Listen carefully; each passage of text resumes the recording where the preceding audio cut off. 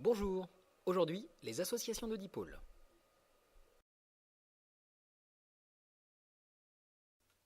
À l'issue de cette vidéo, tu sauras reconnaître une association de dipôles en série, ainsi que les associations de dipôles en dérivation.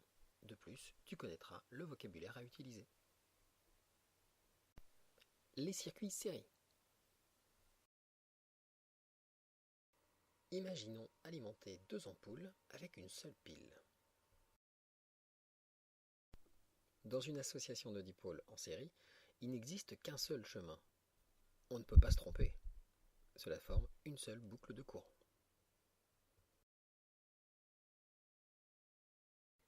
On retiendra qu'en série, il y a une seule boucle de courant et que si un dipôle s'arrête, c'est tout le circuit qui s'arrête.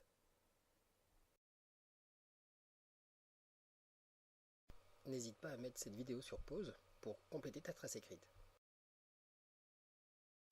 Les associations de dipôles en dérivation. Les associations en dérivation sont partout, par exemple dans la maison. On imagine mal une ampoule qui casse et tout le reste de la maison s'éteint. En dérivation, les dipôles ne se comportent pas tout à fait comme en série. Tu le découvriras bientôt lors des manipulations. Dans le cas d'une association en dérivation, un indice doit sauter aux yeux.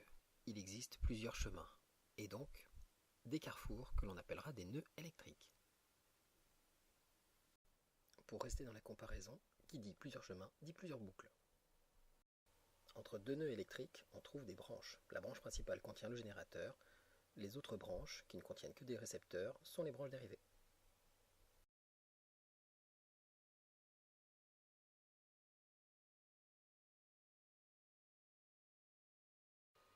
On retiendra qu'en dérivation, il existe plusieurs boucles de courant, repérables au nœud électrique. Dans ces boucles, si un dipôle s'arrête, la boucle s'arrête, mais le reste du circuit continue de fonctionner normalement.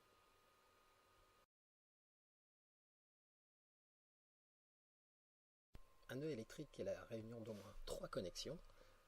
Une branche, c'est la partie d'un circuit comprise entre deux nœuds électriques. La branche principale contient le générateur. Et enfin, les branches dérivées ne contiennent que des récepteurs.